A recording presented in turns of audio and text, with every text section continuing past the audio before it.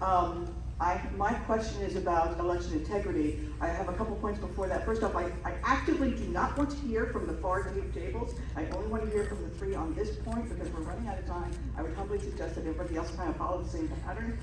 First off, I just want to say, I believe as human beings we all want to get along. I think that's our default position. I believe we all have the divine spark inside. I'm sure you all are lovely people. Having said that, little bites of the apple is not going to save the United States. So when I hear things like, oh, well, leadership, and I've heard this multiple times since I got to Idaho, leadership won't let it, they'll put it in the drawer. Well, this is why President Trump got elected, because of creative problem solving. I mean, just standing right here in line, I'm thinking, okay, we've got leadership, I mean, we've got liberty groups here. Don't wait for us to call you, you call us.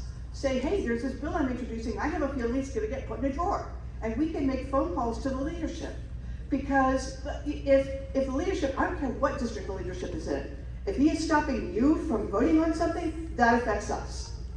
So you could have phone call campaigns, you could bring up, create legislation to force things out of the drawer. This is why President Trump was elected, but he didn't just go, well, we can't do it, So having said that, I looked at, and I will say, Mary, I didn't, and I don't want to hear from you, sorry. I didn't see the Senate bills, but the House bills I looked at, I saw little bites of the apple. We need to go back to exactly what President Trump said about elections. I'll get there. We need to have no drop boxes. Just look up the movie that's coming out soon by Souza. He's got videos. Once you put ballots in there, that drop box is done. You have no idea who violated that. You have no idea which ballots are good or not. No drop boxes, no machines, election day. Not election month, not election week, election day. And if you need to absentee ballot, you need to have a reason. This is what we need to get back to. So my question is, which one of you on the left are willing to stand up and put in a bill that isn't just a little bite of the apple? And then lobby for it and get us to help you. I have a bill, and it will be in committee next week. I heard the immigration thing, but if you have ballot boxes, it doesn't matter. It does not allow ballot boxes. It says all absentee ballots must be delivered directly into the hands of the election staff or through the U.S. mail. Is it addressing ballot harvesting, Senator? It does have some aspects, but ballot harvesting is a separate bill that's being brought forward. It's in the mix right now. Representative Moyle in the House is bringing it, and I gave him information and helped him with it. Okay. And by the way, Mary, I'm not trying to be personal. I was just No, you wanted that. As far as election integrity is concerned, it's not really my wheelhouse in terms of drafting legislation, but I'm certainly in support of all of these concepts that you're addressing. We have got, and I look forward to D'Souza's video, but we have, the only other thing that I can add to that is, is forensic audits, regular forensic audits, to make sure that randomly every election over time is audited to see exactly what is going on and whether or not these machines that everybody must rely on are reliable. I think we should do away with the machines altogether. Count it by hand. I mean, it's not like we're talking about billions here. It can be done without the machines, and I would like to see them removed from the equation altogether. video all places. And accountability is also crucial.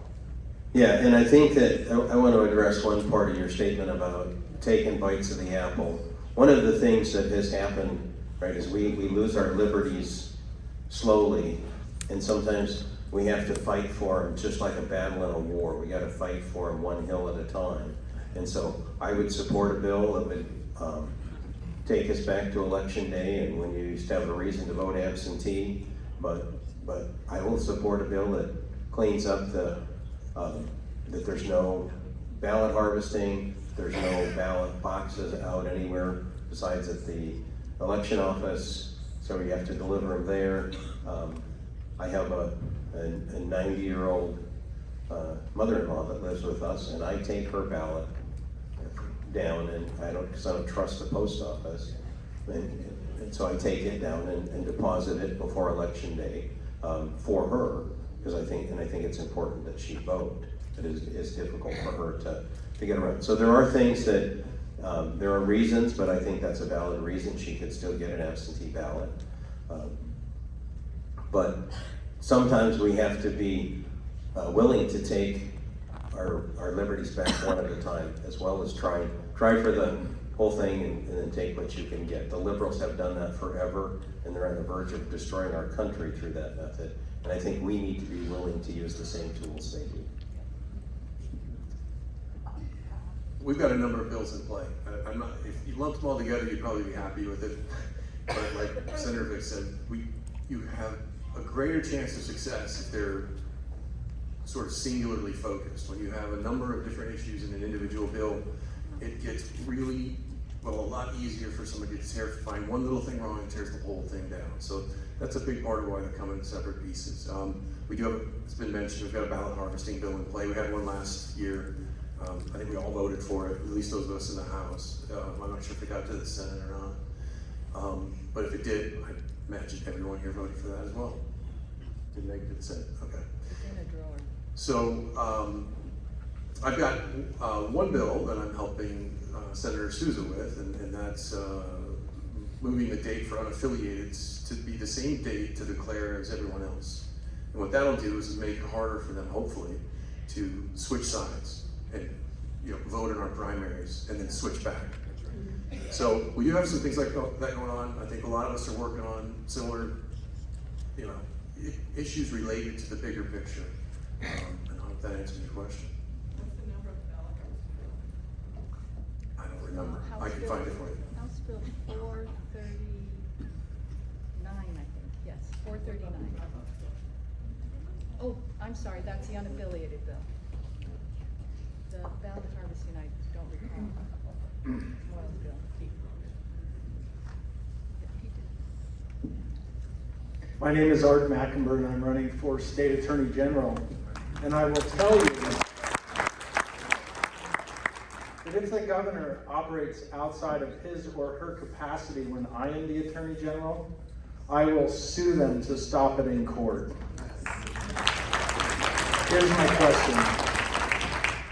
There are 4 counties in Idaho with over 100,000 population according to the 2020 census, and only 10 with a population of over 40,000. My question to you is, similar to the allocation of power in the US Senate to balance the small states against the big, would you be in favor of a constitutional amendment to put a senator in each county in Idaho so that the rural interests are better represented? Yes, I would. I've got a bill I just talked to the State Affairs Chairman yesterday morning. I'm calling it the Empowering Rural Counties Act. He will not hear it. The concept is exactly as you say. The counties themselves need representation. They're being, the bigger counties are now pretty much controlling at least the Senate with respect to that. So if we could get a senator for each county, I think that would help balance, keep the districts the same for the representatives, and then allow the senators to be elected by county. I think that would really help to balance overall legislation and empower the smaller counties, which is really required. But he's not going to hear it, so we're going to have to continue to bang on his head. You want to start emailing him? Email him about that. Empowering Rural Counties Act. We're working on it, but if you're not going to get the chairman to allow it to be heard, all I can do is start working on the project. Hey, Art, I think a really good idea, and it kind of goes with the initiative bill that we got defeated in the Supreme Court last year. I mean, you've got to give every county a voice. I think I'd like to see the bill. I think it's a great idea. Yeah, and I'm sure Art knows this, but Idaho used to be that way, as did most states. And there was a United States Supreme Court ruling, I don't know if you know, Reynolds, I don't know the date, but that 19, I'm just going to hand the mic to someone. I didn't mean to steal your thunder. I was there as your backup guy, all right? 1964, the Supreme Court ruled that the states did not have the power to violate the so-called one man, one vote. So they went away from the concept of what we had here in Idaho from 1892 to 1964 of having representation from the counties, from the senatorial side, and then representation of the people by legislative districts. Now, if you look at how ridiculous that is from the federal standpoint, every state, including Delaware, which has probably the lowest population, is represented by 2 senators. That represents states' interests to the federal government. The popular interests of the people are represented by congressmen, members of the House of Representatives. So we purposely have a 2 bicameral system, similar to the parliamentary system in Europe, or in Great Britain, excuse me. We have the House of Lords, which used to represent the landholders and those in power, and we also have the House of Commons, which represented the common people. And all we did in the state of Idaho, with our constitutional founding and our granting of statehood, is to follow the federal model and give each county, regardless of its population, representation of the state. And this all got turned around with the passage of the 17th Amendment, which gave the direct vote of the people to elect their senators. And so now we have 2 houses of representatives, and it's so lopsided because there is no representation of members in the federal Senate that represents state interests now. It's all turned upside down. I think this is a great idea, and I like to give credit to where credit is due. This concept came up by Lee Barron. I think most of us recognize that. I've been going down to state central committee meetings since 2010, so 12 years. And Lee has brought this up repeatedly, very steadfastly, talked to people. It was a novel idea to a lot of us, and it's finally taken traction. And this is where perseverance comes in with legislation. If you don't get something passed, you just keep plugging away, you educate people, and you get it passed. Now, in fairness, to recognize Lee Barron, and since Mr. McIntyre announced his position, I would like all those who are running for state office in the audience to please stand up, and we will recognize you as well out of fairness. Okay. We have, okay.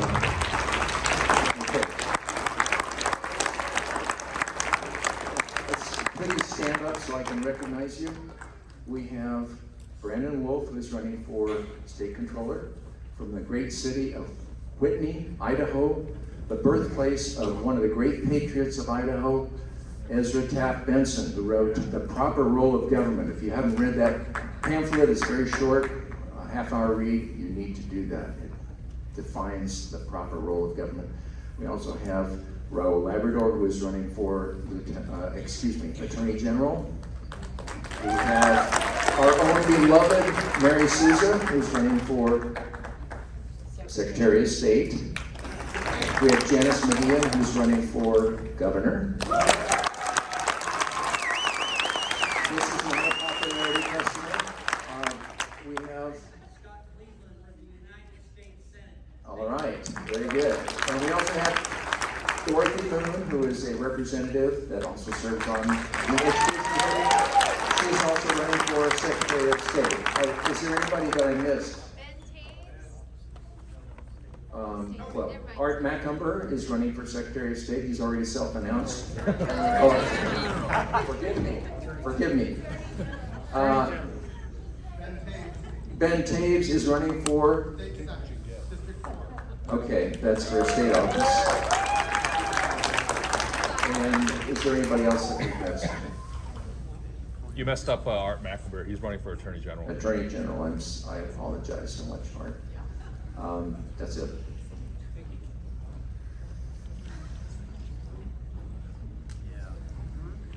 My name is Linda Brazan. I'm in Hayden. This is for Representative Amador. Representative Nichols, one of your people that you work with, presented a bill a year ago that would have protected Idaho workers from vaccine mandates that you drored. And I was just wondering, where in the House and Joint Administration Rulebook does it say that personal bills are to be sent to the Ways and Means Committee, never to see the light of day again? I can't tell you that I remember that particular piece of legislation, but it goes back to, again, House Rule 6 related to the first 19 days of a session. An individual legislator can introduce a piece of legislation that we call personal bills. And those are right across the desk. They're never introduced in the House Ways and Means Committee. They're just placed there as an administrative process. And certainly there's the opportunity for individual legislators to try to take a bill from a committee and bring it to the House floor. It's a procedural vote. I don't believe that happened with that particular bill, but generally speaking, that those procedural moves are not successful. But we never took that bill up in committee. We never heard it. So Ways and Means Committee does not hold full public hearings of bills. Those go to a germane committee. So in this particular case, I'm guessing it would have gone to Health and Welfare or State Affairs. But don't you think you owed it to the constituents of Kootenai Health and, the constituents who were fired for not having shots? I mean, you owed it to these constituents, not to lose their jobs. It could have saved them. It could save us all. I will tell, on the issue of healthcare workers, which is near and dear to my heart since I was a critical care nurse, and we had a meeting with healthcare workers right here in this very spot before, as they were semi-organizing to try to get their clinic put together, which is now just open, and I'm really excited about it. However, we had a bill last year that came into the Senate, and I sit on the Commerce Committee, and that bill was to keep the hospitals from being able to mandate the vaccine. And I pushed very hard with our committee chair. I'm the vice chair of that committee, and I asked over and over and over if he would hear that bill. And the governor, I have to tell you, in the state of Idaho, Healthcare Association, Hospital Association is the 800-pound gorilla. They're very, very politically powerful. And the governor, I'm sure, was putting a lot of pressure on the chairman, and he did not hear that bill. And if The last question, Vito. all right, anyway, just on the personal bill side of things, the group that I'm meeting with every afternoon, 3 o'clock, we're trying to do things to rein in the vaccine mandates and stuff. And Representative Nichols is part of that group, and Representative Nate actually. And it was brought up, some of these bills, if you think you can get them through the process or not, so they made decisions as to whether or not to introduce them as personal bills, knowing that they wouldn't get anywhere, but at least they get a bill number and they can get the topic out there so people can see it. So that is kind of the process. People understand that, the legislators understand that, and it's just, that's kind of the way it's done down there, so anyway. All right, it is illegal for an adult to disseminate to minors obscene or harmful materials to kids. There is an exemption in Idaho Statute 18, Section 1517D, that many public libraries and schools are exploiting to promote to children as much warped sexuality as they think they can get away with. That would be a crime if anyone else did the same thing. A quick yea or nay on full exemption for schools and public libraries. Hi, Michelle. These folks don't know, but you and I have worked on a similar issue earlier, and this week Ron Nate approached me about that very issue, and I shared with him all the materials that you and I worked on previously on critical race theory and the like. So he is putting together a draft, and he's going to share it with me when we see it. So there's something coming for us to be looking at. And it looks like an interesting idea. So You wanted a yay or nay on what from each member? If they should have a full exemption from the laws that everyone else has to follow. So nay. Nay. Nay, and I'm sorry, but I've got work to do, and we got to get back on a plane tomorrow, so I'm sorry to be rushed, but thank you very much for coming. Nay.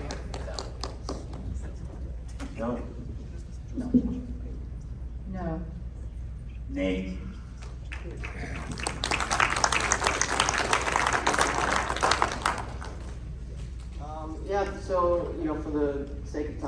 and respect for everyone's day and weekends. And thank you everybody for being here. We do 3 town halls every year, so if we didn't get to you, just come to the next one. I mean, they give up their weekends, they give up their weeks. So thank you everybody for your questions. Thank you, representatives.